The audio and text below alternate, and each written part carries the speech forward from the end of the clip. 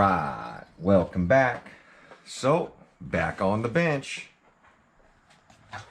So we have a couple of things. One, Traxxas did exactly what it was supposed to do with the changes we made to it. The front suspension basically carried those wheels, and when it got back on the wheelie bar, it set right back down and did some really good mile an hour. So we were able to keep the 47 mile an hour, and we were able to get the weight onto the back tires so that it hooked. So by raising up the wheelie bar, putting the square aluminum wheels in the back to keep it steady, when it set back down, didn't have the right front wheel grabbing first. It will stay up on the rear wheels like I was doing before when it had the plastic wheels up front. So what it would do was it would get off the line and settle back down, but the only wheel that was touching was the right front. And if you saw, I brushed a curb. Well, I had the wheel cranked to the left and it was pushing still right. And then as soon as I hit the curb, I let off the trigger and the thing shot left, because all the weight was back on the front. So by doing the aluminum wheels and doing it the way I did, it did exactly what it was supposed to do. We were able to replicate the time. The 2.650 is what we got the first time. And we were able to drop that to a 2.640 with the setup I have, and retain the 47 mile an hour. That's the big key, is keeping it lightweight to retain the mile per hour. Because if I just add weight to it to make it stable, kind of like the Losi is, it's going to lose some of the mile an hour on the big end, just because it doesn't have the KVs to carry it out the back end like the Losi. Losi's got a lot of KVs, so it makes a lot of mile per hour. It just doesn't leave the line very hard. So I have a lot of weight on the Losi right now. Couple of things, scratched up here, which isn't a big deal because it's not damaged the sticker. I'll be able to color sand this, and I will polish this body out, and we won't see any scratches on it. At least it didn't tear up the decals, which is great. Bad news is, let me get this lid off, lost another headlight. I never thought to look for the headlight lenses, so I'll have to go back out there tomorrow. I'm sure the lens is laying in the road somewhere. Hopefully we can recover that and glue it back on. It's the same lens I lost last time. I will have to polish this out. I'm pretty much going to polish the whole body on this because I do like this body. I do have a blue one coming on the 20th or 21st because I did buy another Losi. I won't be buying another Traxxas. I probably will buy another Traxxas body, which will be a Shelf Queen body for that one. But that will be my my running body. I'm going to keep the truck body. Couple things I want to talk about with the Losi. Tires did excellent today. This braking thing is literally getting to me. And I know a lot of people are saying, have you disabled reverse? I've said it before, I'm not going to disable reverse. It's just not going to happen. It's one thing I didn't like about my two-strokes, and it's something I didn't like about the nitros, is that I didn't have reverse. So whenever you get butted up against something, you can't back up. If I go to the line and set the car down and bump the trigger and it rolls forward, now I got to chase it and pull it back and do that whole thing again, where I could just back up. If I cross the finish line, lose a little control, and I nose into a curb, if I don't have reverse, I've got to now go all the way down there and get the car off of the curb, or wait. If I'm at an event, somebody will hopefully grab my car and point it the right direction. I don't want to do any of that. I don't want to rely on people. I don't want to send my kids running down there for this stuff. Just not something I want to do. The RC has reverse. That's why I run electric. I like reverse. I'm going to keep it. With that all being said, there's two ways I could fix it. I can put my own radio on it, and put ABS on it. Maybe that'll fix it. But now I'm adding a big cost to this ready to run. I've been trying to keep Traxxas. I've been trying to keep Losi. That's why I bought Losi shocks. And that's why I bought, or I put everything on this. I try to keep Traxxas except for the front wheels. This one, same thing, Martin Brothers wheels. But every change I've been making to this thing, I've been trying to use Losi parts. So with all that being said, this is what I think's happening to this. I think at the end, it's going into reverse. When I'm at the slower speed, I can hit the brake. As I showed in the video, I can keep hitting the brake and the brake works good when I'm close to the RC. I think when it's crossing the finish line and I'm hitting reverse, it starts to wiggle or do something, and I think it loses signal with the radio.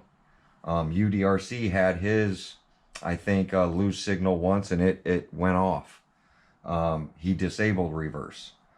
I think I'm losing signal at the end. And what'll happen is if I'm on the brakes and I lose signal and then retain signal again, it will throw this thing into reverse like I double tapped. So I'm going to look into that. By looking into that, the change I'm going to make. So on this RC, they put the receiver in this box with the stubby antenna. I'm going to get rid of the lid and I'm going to expose the receiver. By exposing the receiver and extending up the antenna, I think that's going to tell me whether I'm losing signal or not. So I will pop the cover to this thing, and we will get the receiver exposed, or at least get the antenna up, and then I'll just zip tie the wires in a bunch so they're not dangling around. I really believe that I'm losing signal at the end just for a split second, and the thing's spinning around. That third pass, I actually put the remote up in the air and I didn't lose control of it. I started thinking about this at the end. Maybe I'm losing signal. So 2 crashes and 1 not, and the one that I didn't, I actually picked up the remote and hung it up in the air. It's not batteries because I have new batteries in the remote. So we're going to go with that. The other thing I want to talk about is, I told you guys I added a shim over here. I have seen talk saying that, you know, when I first got this RC, I was pushing down here and mine was dipping to the left. I don't think that's a defective issue. I never thought it was a defective issue. I know somebody said that, you know, that's not what the problem is. The problem is this is hitting over here. But I did watch his video and what he had to say. When he pushed down on the wheelie bar, his was dipping to the right. And this is something I notice, is that when I move things around or move the springs around, I dip to different corners. So I've seen this problem before, especially on ready to runs. I haven't seen it as bad as RC Guy Garage. About a year ago, we both bought DR10s, RC Guy Garage and me, and we had like I said, I told you guys, we had a heck of a time modifying it. Mine isn't a DR10 anymore. I've changed out all the electronics. I changed the wheels, tires, I changed the shocks, I changed the transmission in the thing. I got a ball diff in that thing now. I changed the motor, I changed the ESC. I changed all the shocks.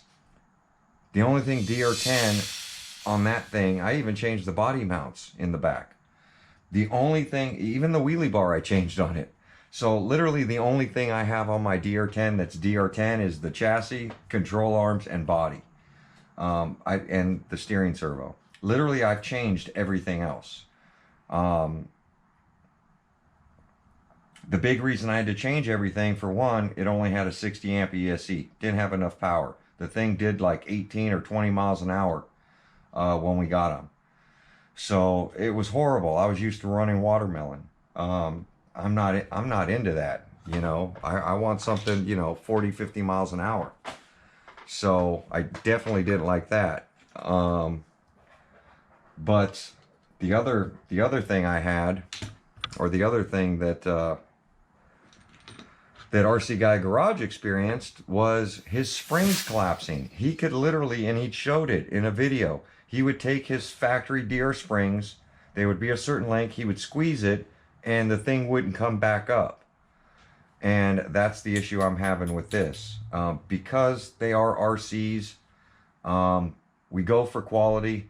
All the other spring, I have 3 good springs. Even though I've changed the shocks, I retain the springs from this RC because that's what's supposed to handle this weight. I think I have a spring failing on this left rear. I'll get it to go straight like I do in every video. You keep seeing me loosening up the right, loosening up the right, loosening up the right, and I've never had, this is almost cranked all the way down. I have to keep making adjustments to it every 24 hours. Today, I added a shim because I don't have any more tension I can put on this right side. And even with doing that, getting home today, me pressing on it, you know, I'm lifting pretty straight right now. I believe by tomorrow, I might have an issue here. It still is dipping a little bit to that side. Not much, but I'm getting a little lean, which isn't really affecting anything. It's doing pretty good right now. But I'm going to keep an eye on this spring. I think this spring is collapsing. If that's the case, I'm going to order, hopefully I can order just springs from Losi and try a new set of springs. Over time, you know, I've seen this before, either they're not heat treated right or something's going on with them where they're not retaining their spring tension. I think I have one not retaining here. And the video I saw today of the guy talking about this axle hitting the cover, the spur cover, and that's definitely not why we're having issues, because with this thing collapsed all the way down, you know, mine's not hitting anything. I mean, if you're traveling that far down, your axles and everything are the wrong setting. But regardless, I don't have a cover on anyway. So, but his was dipping to the right. I've seen different videos to where people are pushing on them. Some are dipping left, some are dipping right. You know, I think there definitely is some sort of spring issue going on there.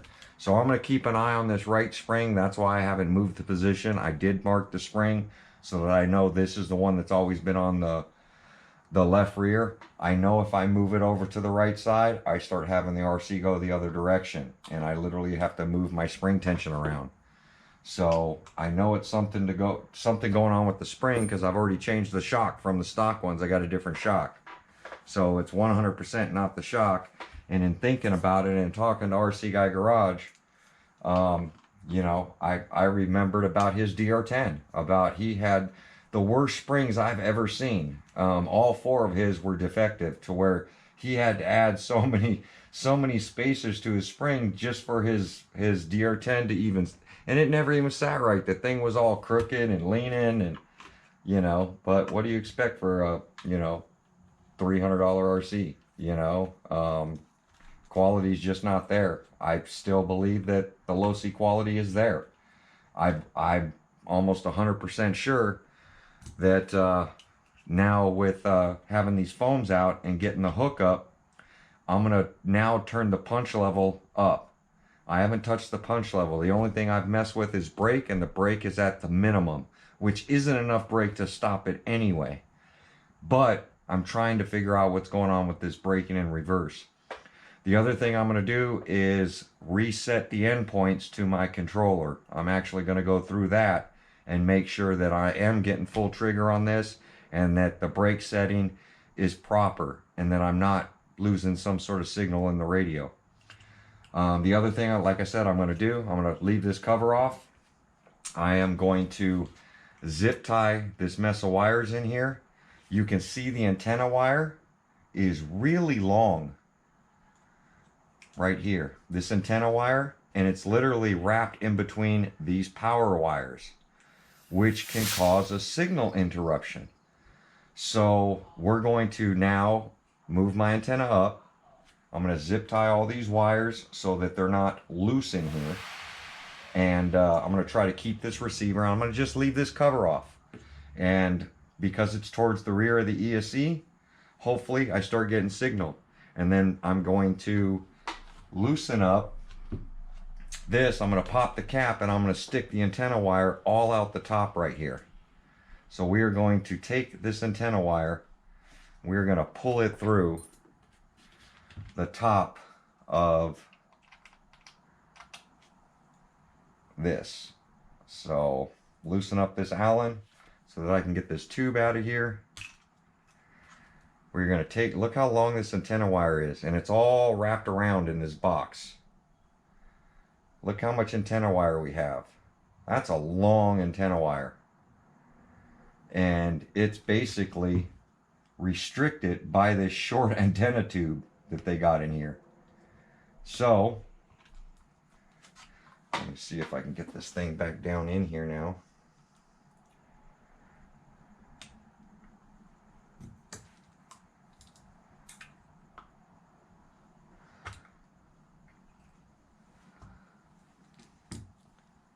I should just put another antenna tube that's longer, but I'm going to try this first.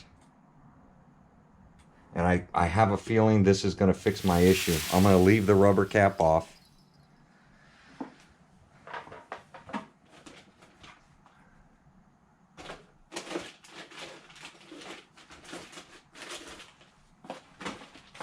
I'm going to grab some little zip ties, and we're going to zip tie up all this wiring so it's not loose in here like it is with the cover. The cover basically hides all this wiring and keeps it tucked nice and tight. I made a mistake. What I mean by made a mistake is I have the antenna wire wrapped around a power wire. If anybody's done stereo stuff, you know you never put signal wires next to power wires. You just never do it. So I'm going to keep my power wires separated from my signal wire, which is the antenna signal wire. And this should increase my range. So I'm really hoping that's what it is. I plan on I'm going to contact Losi if this doesn't work, and I'm going to see if maybe I just have a bad receiver, or maybe I have any issue to where it's not locking out reverse when you're tapping the brake. Because close to me, I can tap the brake as many times as I want and it doesn't go in reverse. So some people are saying it's because you're double tapping it. With this RC doing 10 miles an hour, as you saw in my video, I kept tapping reverse. As long as the RC is moving forward, the ESC should not put it in reverse. It just shouldn't do it. Now, if it loses signal and it sees a reverse signal because the tires are locked up or whatever's happening at the end, if it catches signal and it sees reverse, it doesn't know that it's going forward because it lost that signal. So I truly believe that in my mind it makes sense. I could be way off. I don't think I am. Before I make any drastic changes, I tend to think about things over and over and over again on what I do. It's a part of being a mechanic. I overthink everything. And sometimes it's just a simple solution, like this antenna wire that's all shoved inside this box, wrapped around all these power wires. And what I mean by power wires, we have power wires coming out for these headlights. So all the headlight wiring is wrapped around this signal wire. So by doing this, and I learned this from speed running, is that we take the receivers out of the box, and this one's taped down really good. We either take just the lid off of an infraction or a felony and really try to get that radio talking to the receiver so that we can get more range. You've seen I've put range extenders on my RCs. 132 feet should not be far enough. But if this is wrapped around power wires, or something happened to this wire somewhere, it can literally cause a signal issue, and I think that's what I have going on. So now that I've got, you can see, I've got my antenna wire, which is right here, separate it from all my power lines. My power lines are all zipped up so that they won't rub the tires or come loose anywhere. And I've got the antenna wire sticking. Look how far that thing sticks out of the receiver. So, I mean, theoretically, I can put this cover back on and still be okay, because now I've separated everything and I've extended this. But with this cover off, the radio doesn't have to go through this plastic. So this is going to better my odds if this cover's off. If this does fix my issue, then I will try to put the cover back on and just leave the wire extended like this and see if that fixes my issue. If it does, great.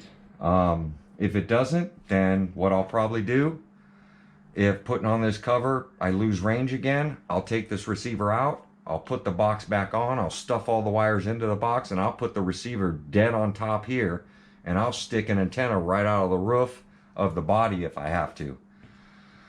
If it's an ESC issue, I'm sure Horizon Hobby will take care of it, but I'm going to contact them and see if they can look into this issue for me, because it's not just me having the issue. It's a lot of people. So if everybody out there would at least stop saying, just take out reverse, that'll fix your issue. You know, let's look into seeing why. Why is it doing this? I don't crash this one. I don't crash Watermelon. I don't crash any of my other 9 drag cars that I have. The only one that I'm having an issue with is the brand new Losi, and there's got to be a reason. So everybody put your heads together. Everybody out there doing this. Most people are just going to change out, you know, and put a Mamba X in here, you know. They're going to change out the electronics and put, you know, better electronics in it, which I think, you know, is a good thing. But I feel, because this ESC is showing potential, and so is the ESC and motor combination on the Traxxas, they're both showing potential to where I can get low numbers with them. I want to try to run them this way. So next thing I'm going to do is read the manual. So I'm going to read the manual. We're going to get this hooked up, and we're going to up the punch level. I'm going to probably just go straight to 5 on the punch level, because it only affects the start. And the way we were hooking today and the temperatures we have in California, it's a perfect time to get this thing to punch level 5 and see if we're going to spin off the line, and see how much it increases our time, if any at all. Remember, punch level only affects your launch. It doesn't affect your run. It doesn't give you more top speed. It doesn't do anything but affect that first trigger pull. So we're going to see where it's set to, which we can do really quick, because I think there's only 3 or 4 pages that are in English. So right now, stock, let's see, is there a punch level? Oh, that's not English, you see? It's an English one. So, motor rotation, BEC. There is no, somebody said, why don't you put a drag brake on it? I love to have a drag brake on my drag cars. You know, a lot of people use them in rock crawling. I use it on my my drag slash. I add 10% drag brake, so at the end of the finish line, I just let off the trigger and I never hit the brakes. The RC slows down on its own. It doesn't have a drag brake option for this RC. So it has running mode, which that's the one that forward, reverse with brake. And the only other option you have is forward with brake. It eliminates reverse. So there's only 2 settings for that running mode. Motor rotation, BEC voltage is at 6 volt. Start mode, which is your punch. Punch is at level 4 already, and that's probably why I'm getting decent times. I can only go to level 5 is the next step up. The other thing I did was my max brake force. I have it at the lowest setting, which is 25%. That's where mine is set to. It's normally at 3750. I literally dropped it to the lowest setting. I thought it was 10% brake, but it's 25% brake. It's the first setting, so I can't go any lower on my brake. I mean, I can go way up, but I just can't take some brake out of it. So I'm going to go ahead and follow the ESC programming procedure right here, get it in programming mode, and I'm going to up the punch to punch level 5. I can mess with timing. Right now, the timing is 22.5. It can only go up one, 26.25. That's going to give you your top end. That's what timing's going to do. Advancing the timing is going to give you top end. So I might try going to 26.25, but one change at a time. I am now going to do just punch on this one, and then if that works out great, then we're going to try adding some top speed to this thing. So there we go, guys. Like, comment, subscribe. I'm going to get this thing programmed up. Those are my thoughts. That's my thought on what's happening. I've had to add so much spring tension to the right or the left rear. My car's no longer going left. Hopefully tomorrow it'll stay that way. I might just unwind and take out this shim today so the spring's relaxed, and then set it back to this tomorrow before I run.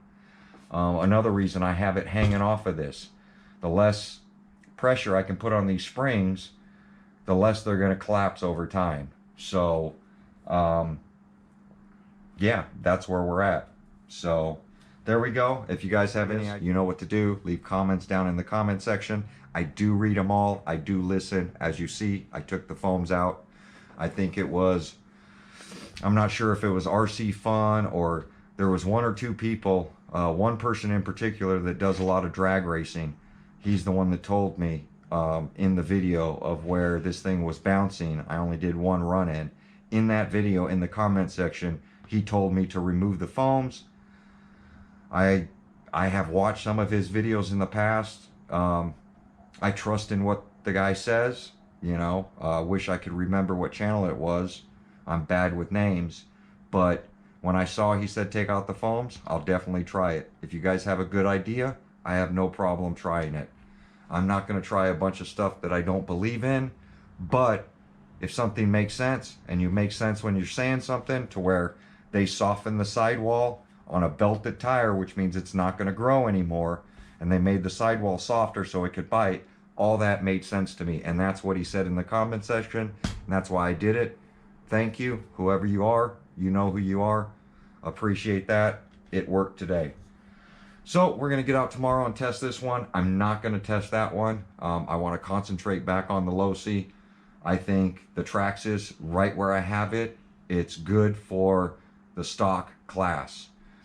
The problem I have with that one is I'm going to have to change out the radio. I'm probably going to throw my onboard audio and receiver into that because it doesn't have TSM in Watermelon.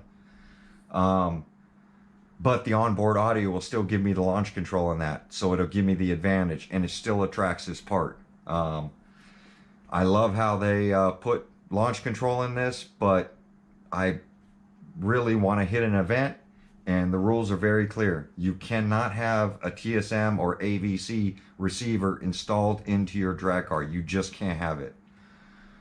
Even though I turn it off, maybe my local group will allow me to do it, but the nationwide group won't let me do it, and I plan on hitting a national event. So I'm probably going to have to change out that radio. This one doesn't have AVC in it. Losi read the rules. They set this thing up right.